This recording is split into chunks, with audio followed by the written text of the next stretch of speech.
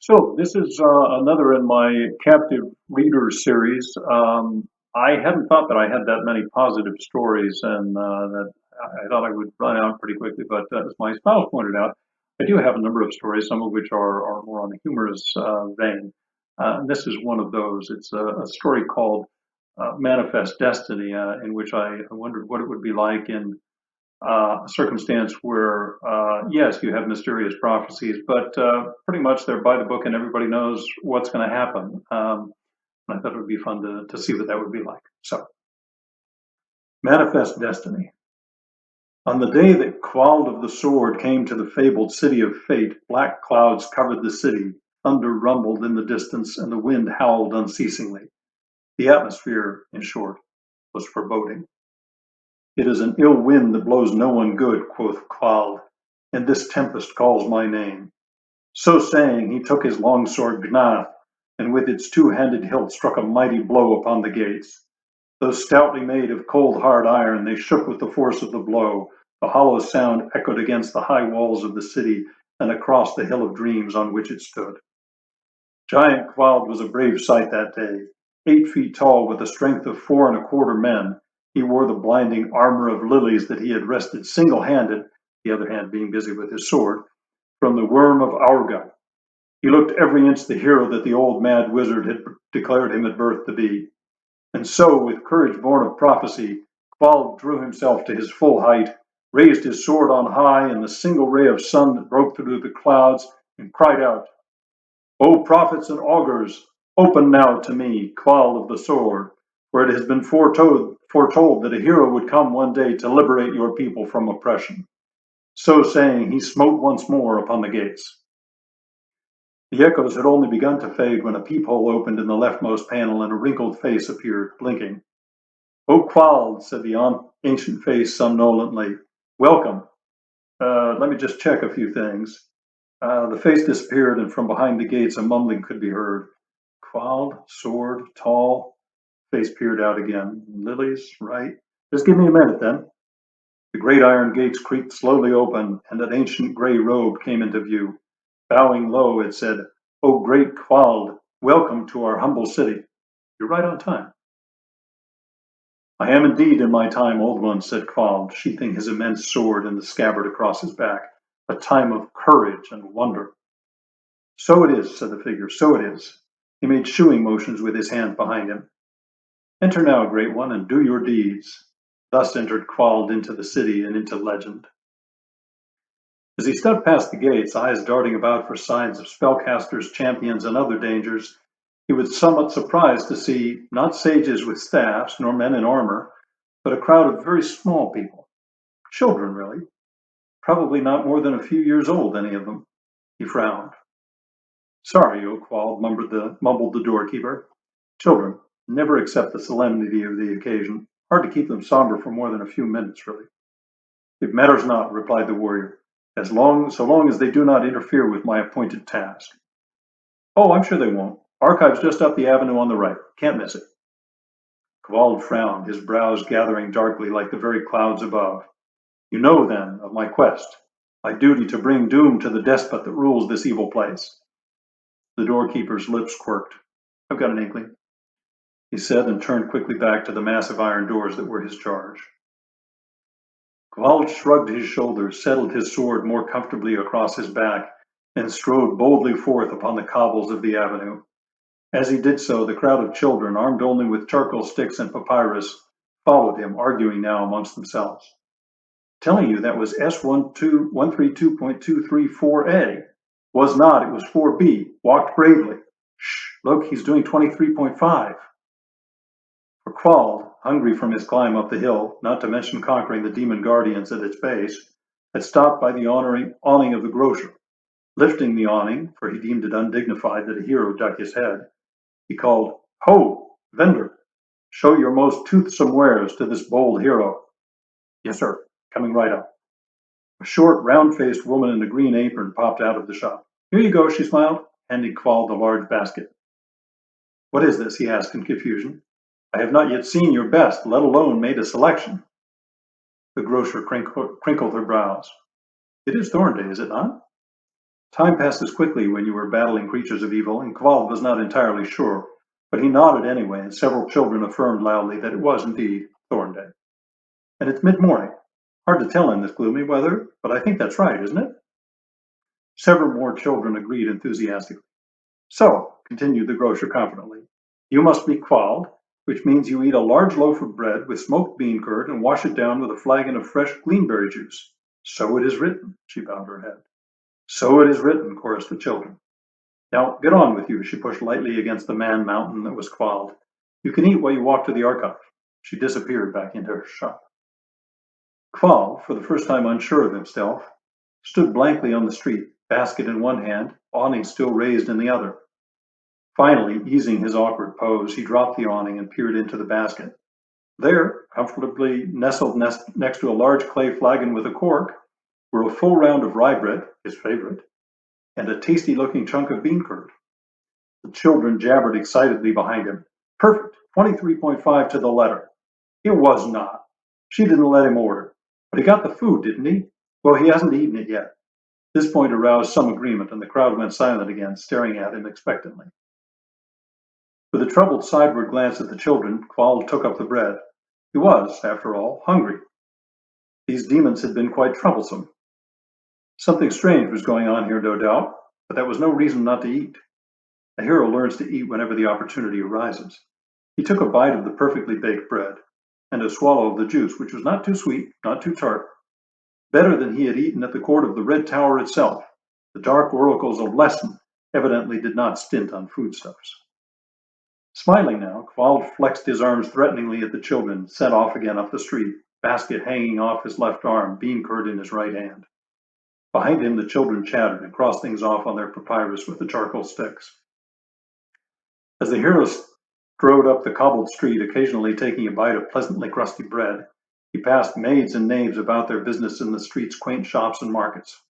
Rather odd, he thought, his senses was always wary of danger. Here he was, Kvald of the Sword, vanquisher of the beast of Blacknall, heralded doom of Lesson, walking through the streets on his way to free the downtrodden people of the city, and they seemed to be focused on, he glanced around again to be sure, shopping. Only these annoying children seemed to be taking an interest.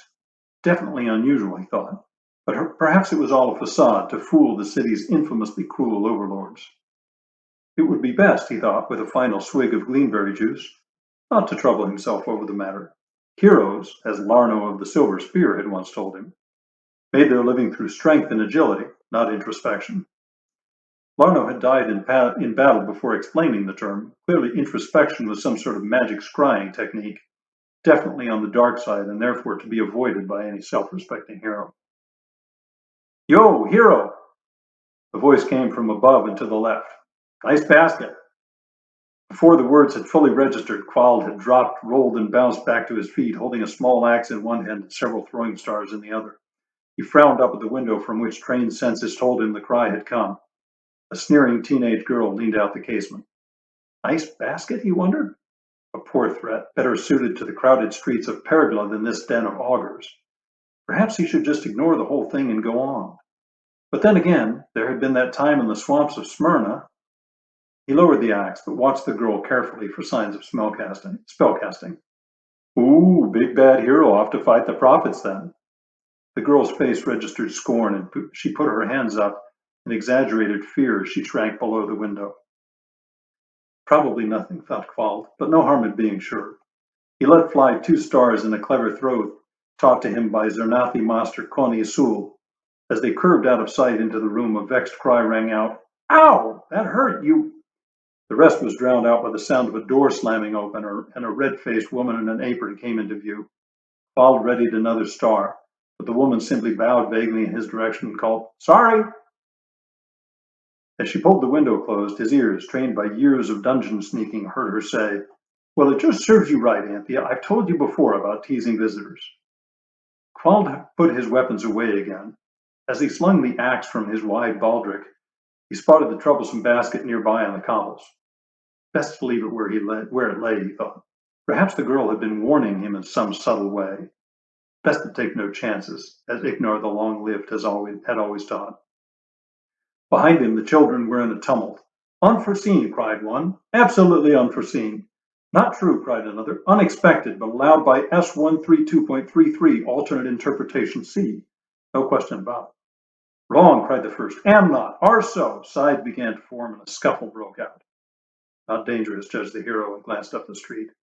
Not far to the archive now, surely. It must be that tall, dark structure up on the right. He rubbed his hands together.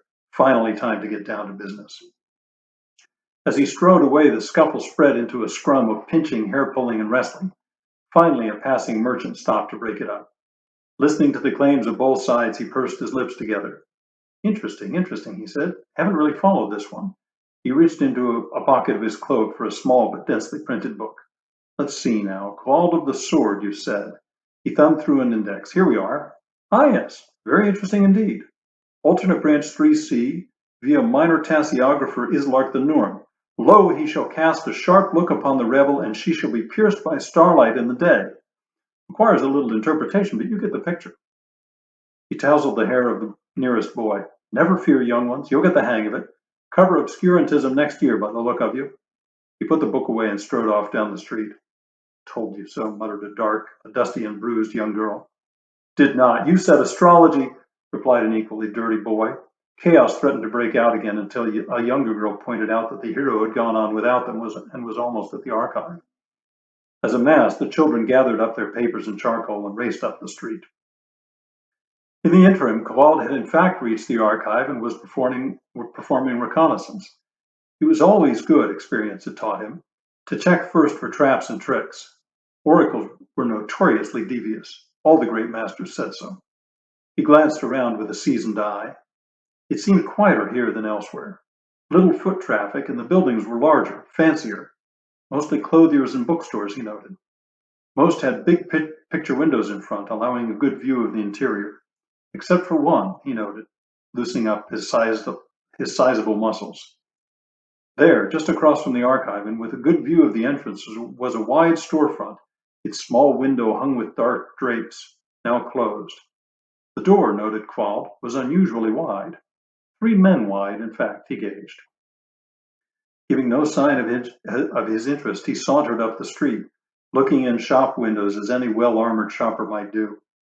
At last, coming to the suspicious darkened windows, he spun smoothly into action. He leapt high, delivering a splintering 2-legged kick to the wide door and landed neatly in the entry. Never draw the sword first, Anak Lachil had taught him. A man could hurt himself that way, if the door was really over a concealed pit of vipers, or was a disguised wood elemental that grabbed him by the feet, or if it was barred. None of those was the case, and Kvald's sword slid smoothly into his hands as he stepped carefully into the shop, wary of hidden archers and hanging nets. None was evident, and he found himself instead facing 2 cowering figures in baggy canvas aprons. He raised his sword threateningly, but not so high that it stuck in the shop's low beams. That was a beginner's mistake, he thought smugly, as the couple threw themselves to their knees before him.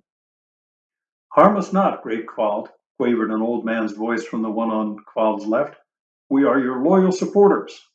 O bold hero, added the equally tremulous voice of the gray-haired woman on the right.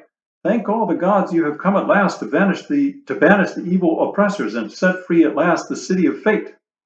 Quickly, said the man, raising his head, step behind the curtains that the prophets may not see you. Quald stepped carefully to the side, hidden now from any casual passers-by. Who are you that speak so boldly of your dark masters? He lowered his sword slightly, but stayed on his guard. We are the resistance, replied the woman as the 2 rose cautiously to their feet. Quickly, husband, she said to the man. Ensure that the great Kvald's enthusiastic entry was not remarked by archive spies. The man stepped swiftly to the door. He could be heard muttering to someone on the other side. I told you, no children. He swung the door closed as well as the shattered latch allowed. I have sent the children out of danger, he said. Though subjugated by oppressors most foul, the city's workmanship is admirable, noted Quald. A soaring heron kick often destroys the hinges. We build to last, agreed the woman. But quickly now, we must tell you what we have learned. She pulled a slip of paper from the pocket of her apron. This is a map of the archive. It was bought with the blood of many brave souls. She spread the map on a barrel before her. Wrinkled and dirty, the map was neatly labeled in surprisingly regular characters. You must enter here at the side. The main entrance and its gaudy trim are merely a distraction. The real master of the city is here." She traced a path to a small back room. "Here you will find the one true overlord of the city, a being so dark and corrupt that he has long since lost any semblance of humanity." "The scribe of Lesson!" cried Qual. "How I long to meet and vanquish him, as was long ago foretold." "You must catch him unawares," warned the man. "Strike off his head from behind, lest he entrap you with his cursed powers. If you do, the body may even wither forever, leaving behind only a stiff skeleton." Qual nodded. He had no silly notions of fair play like some of the newer heroes did. His opponents were evil. That was the thing to remember. "Very well," he said. "When I have done, I shall return and be feted and feasted by the grateful masses. I shall bed the city's most beautiful young girls, or boys." The older pair glanced at each other. Actually, there's been a slight change," replied the man. "An addendum," clarified the woman. "Yes, an addendum," the man agreed. "The prophecy has been updated. The famed lithomancers of Gorkas Butte now foretell that you will not, in fact, return for feasting and bedding." "Absolutely not," confirmed the woman, shaking her head vigorously. "Instead, you will exit the archive through a secret passage. It is marked here on the map." She tapped the paper. There was, in fact, Bald realized, a door marked there with the word "Exit" drawn beside it in red block letters. "This is so that the newly liberated people will not be threatened by the dark gods," explained the man. "Instead, bold Kvald, you must take this danger on yourself. You must follow the secret passage, down slides, past pits, and over rock falls until you exit miles from here in a desolate waste. Be assured, however, Blessed One, that the name of Kvald will be forever remembered here in the City of Fate.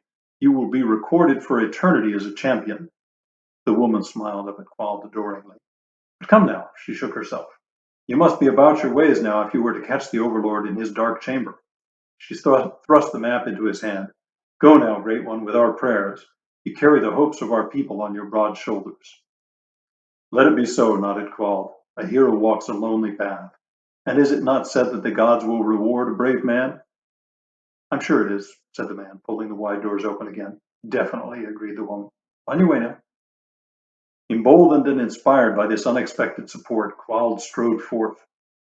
With a sharp eye to the archive's colorful main entry, he stepped quickly and smoothly to the side entrance on his map, alert at all times for danger. Entry and exit, he recalled from his studies in the Palace of Paladins, were the most dangerous times, along with the battles and the surprise attacks. Secret quarrels not to be disregarded either, of course. With this in mind, he faced the small, mean door before him. Of inferior wood, its surface was battered and splintered with heavy use. Unique in the city, he realized, and perhaps a sign that this was indeed the true entrance that the resistance had spoken of. Bold but cautious, he took up a long pole lying conveniently in the street and thrust with it against the door. It opened readily, exposing a long passage, dimly lit by torches. No Virfangs emerged, and the ceiling appeared free of slitherbats. Dropping the pole, he took his axe again in hand and stepped inside. With long practice, his free hand worked a torch free of its mounting and held it as far above his head as the small passage would allow. Bare, pale stone stretched before him. Well trafficked, he realized, though with all the tracks leading into the depths. Perhaps the scribe had another exit. He set off, scanning constantly for shifting stones and hidden wires. The passage led straight for a long distance, then began to twist, winding its serpentine way into the bowels of the city.